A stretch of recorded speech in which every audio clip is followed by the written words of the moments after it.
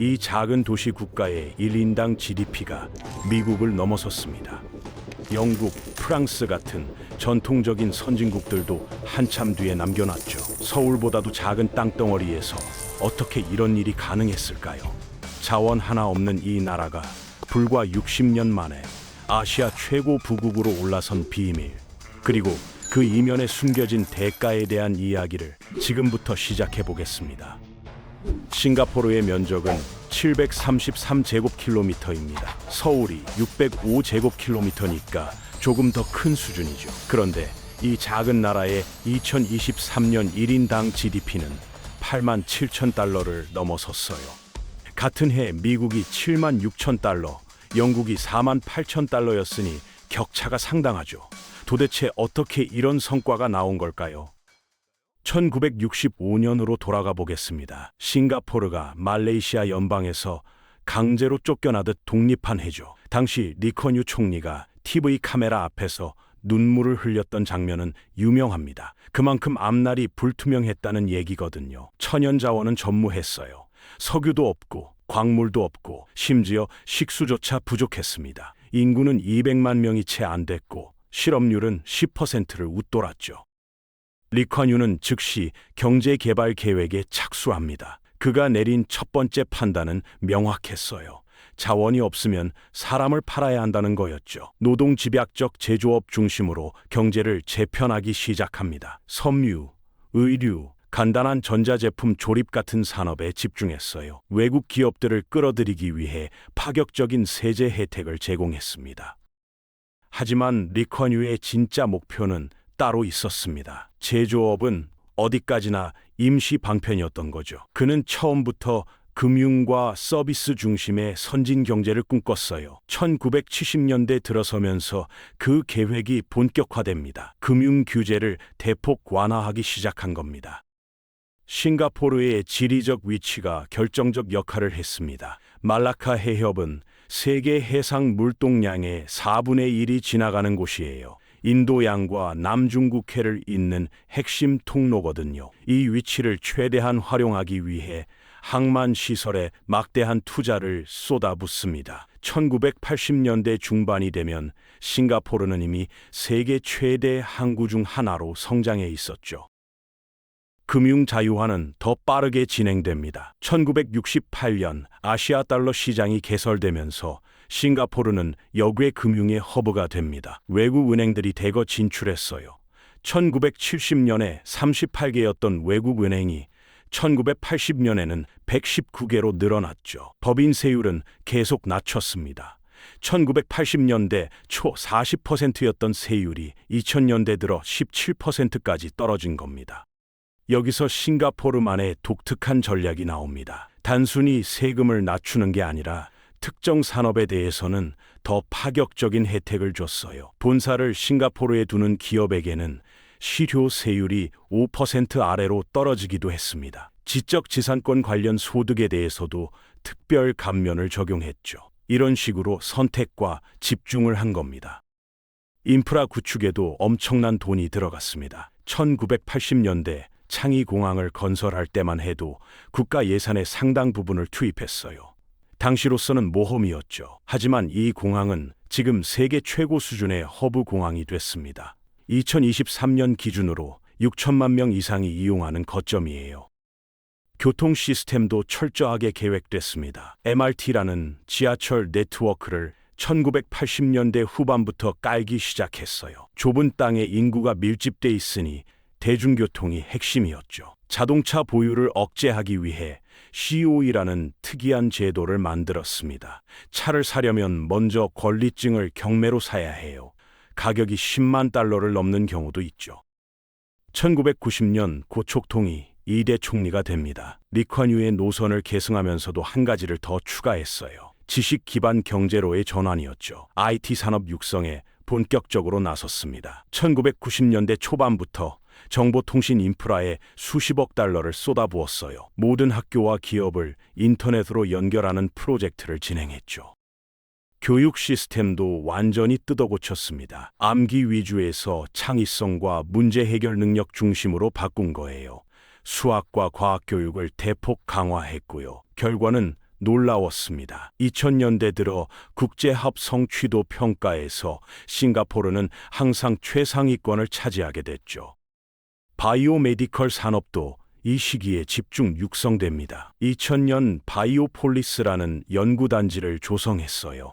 제약회사와 연구소들을 유치하기 위해 엄청난 인센티브를 제공했죠. 글락소스미스클라인, 화이자 같은 글로벌 제약사들이 아시아 본부를 싱가포르에 세웠습니다.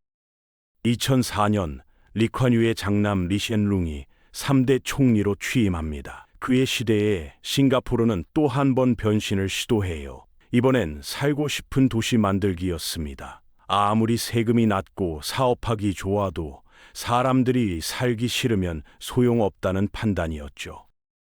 1970년대부터 시작된 간척 사업이 이때 빛을 발합니다. 싱가포르는 지난 50년간 국토를 25%나 늘렸어요. 733제곱킬로미터 중 138제곱킬로미터가 바다를 메워 만든 땅이거든요. 이렇게 확보한 땅에 마리나베이 같은 대형 복합단지를 조성했습니다. 2008년 F1 나이트 레이스를 유치한 것도 같은 맥락이에요. 세계 최초로 야간 시가지 레이스를 개최한 겁니다. 매년 9월이 되면 도심 한복판이 레이싱 트랙으로 변하죠. 이 행사 하나로 관광객 수만 명이 몰려들고 수백억 원의 경제 효과가 생깁니다. 2008년 카지노 합법화는 논란이 컸습니다. 싱가포르는 전통적으로 보수적인 사회거든요. 하지만 리셸룽 정부는 밀어붙였어요. 마리나 베이 샌즈와 리조트 월드 센토사 두 개의 통합 리조트가 2010년 문을 열었죠. 이 결정이 적중했습니다. 2010년 1천만 명이던 관광객이 2019년에는 1,900만 명으로 늘어났어요. 타이밍도 완벽했습니다. 2000년대 중국과 인도 경제가 폭발적으로 성장하던 시기였거든요. 두 나라의 부유층이 싱가포르로 몰려들기 시작했어요. 카지노에서 돈을 쓰는 것도 있었지만 더 중요한 건 자산 관리였죠. 싱가포르 은행에 맡긴 자산 규모가 급증합니다. 2004년 싱가포르에서 운용되던 자산은 4,200억 달러였습니다. 2022년이 되면 3조 6천억 달러로 8배 이상 늘어났어요. 특히 초고액 자산가들이 많이 몰렸죠. 1천만 달 이상 보유한 사람들의 비중이 다른 금융 중심지보다 높았습니다. 프라이빗 뱅킹 시장에서 싱가포르는 스위스와 경쟁하는 수준이 됐어요. UBS, 크레디트 스위스 같은 스위스 은행들도 싱가포르에 대규모 자산관리 부서를 뒀죠. 비밀 유지가 철저하고 정치적으로 안정적이라는 게 큰 매력이었습니다.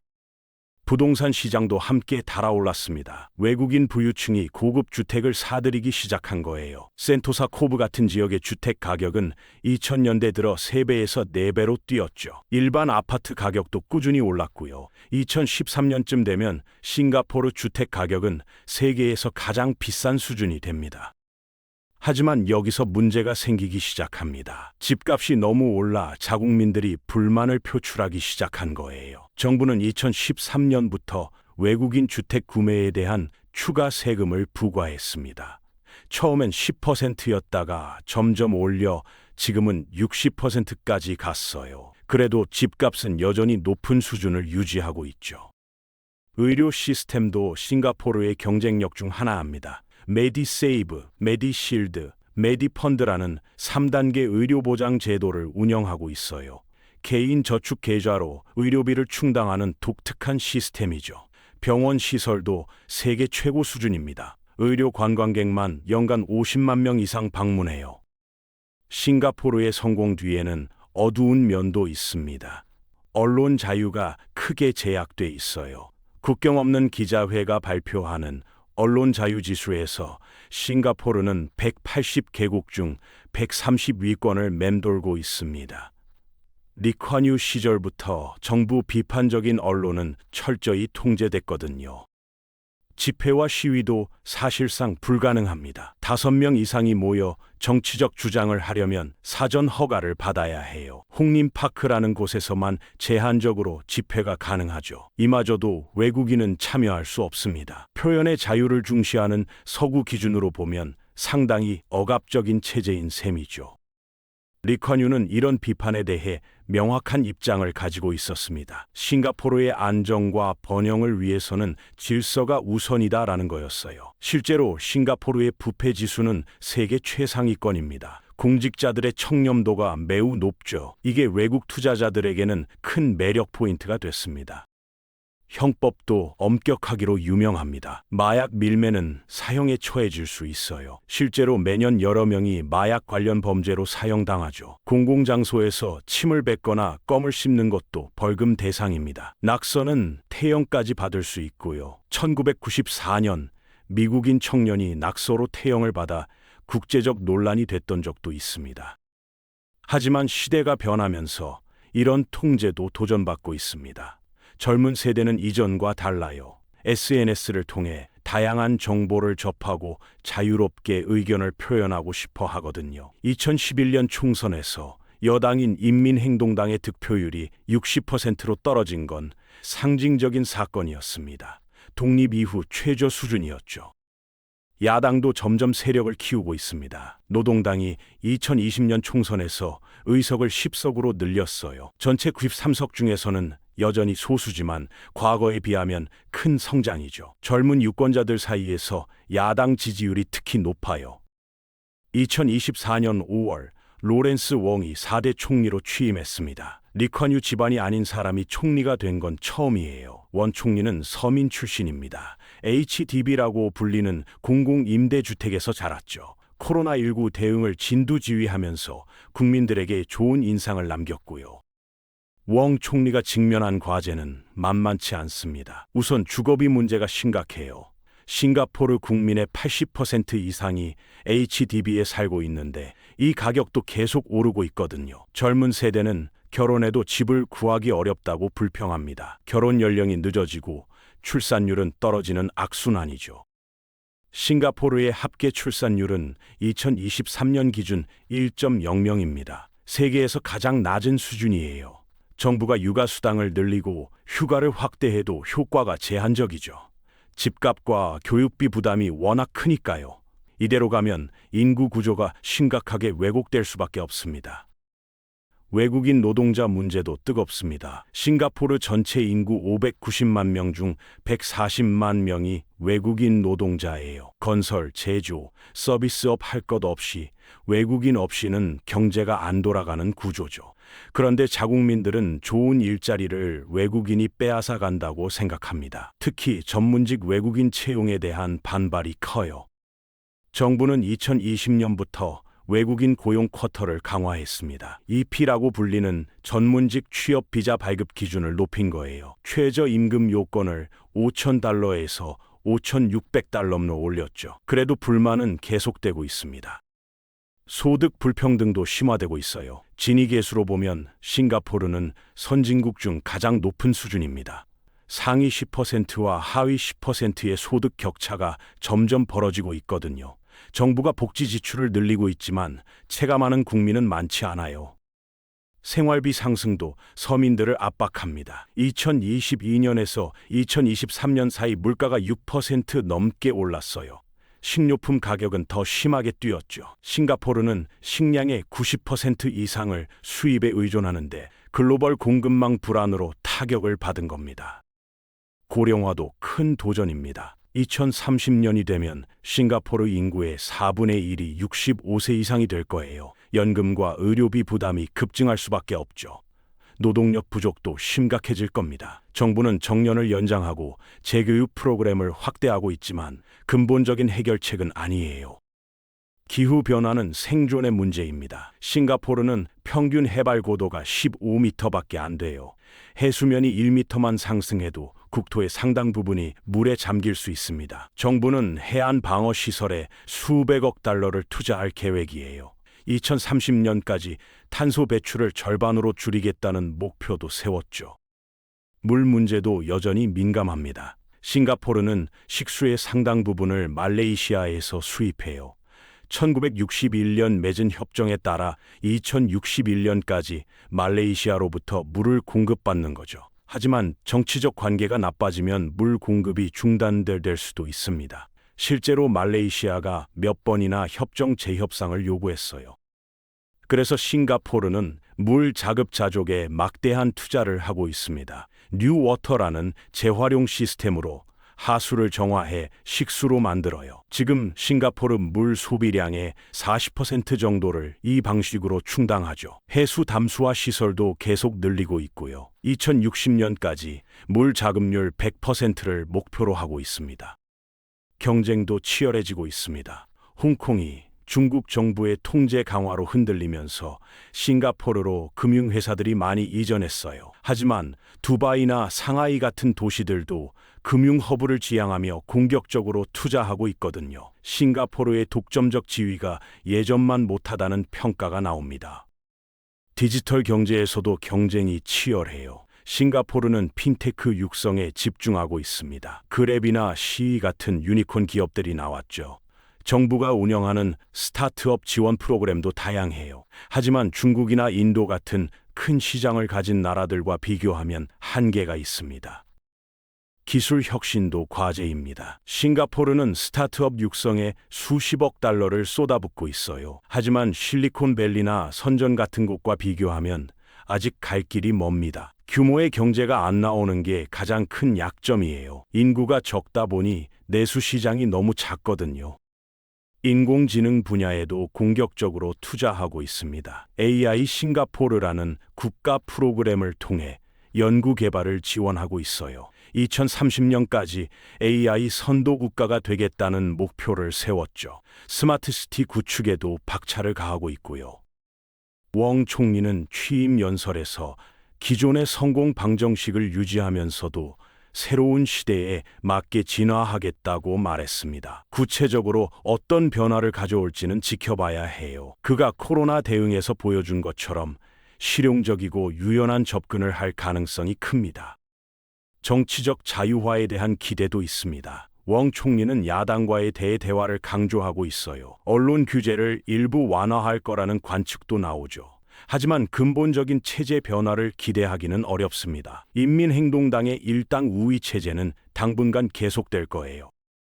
세대 갈등도 중요한 이슈입니다. 기성세대는 리콴유식 강력한 리더십과 안정을 원하는 경향이 있어요. 반면 젊은 세대는 더 많은 자유와 다양성을 요구하죠. 원 총리는 이 두 세대 사이에서 균형을 잡아야 하는 숙제를 안고 있습니다. 싱가포르의 미래는 결국 균형의 문제입니다. 경제 성장과 사회 안정, 개방성과 통제, 글로벌 경쟁력과 국민 복지 사이에서 어떻게 균형을 잡느냐가 관건이죠. 지난 60년간 싱가포르는 그 균형을 잘 맞춰왔습니다. 앞으로도 그럴 수 있을지는 원 총리와 그 다음 세대의 몫이에요. 한 가지 확실한 건 싱가포르의 성공이 단순히 운이나 지리적 이점만으로 이뤄진 게 아니라는 점입니다. 장기적 비전, 실용적 정책, 그리고 무엇보다 일관된 실행력이 있었기에 가능했죠. 물론 그 과정에서 치른 대가도 있었고요. 다른 나라들이 싱가포르 모델을 벤치마킹할 때 이 양면을 모두 봐야 하는 이유입니다. 싱가포르는 여전히 진화 중입니다. 작은 나라지만 세계 경제에서 차지하는 위상은 점점 커지고 있어요. 이 도시 국가가 앞으로 어떤 길을 갈지, 그리고 새로운 도전들을 어떻게 극복해 나갈지 주목할 필요가 있습니다. 그들의 선택과 결과는 비슷한 고민을 하는 많은 나라들에게 중요한 참고 사례가 될 테니까요.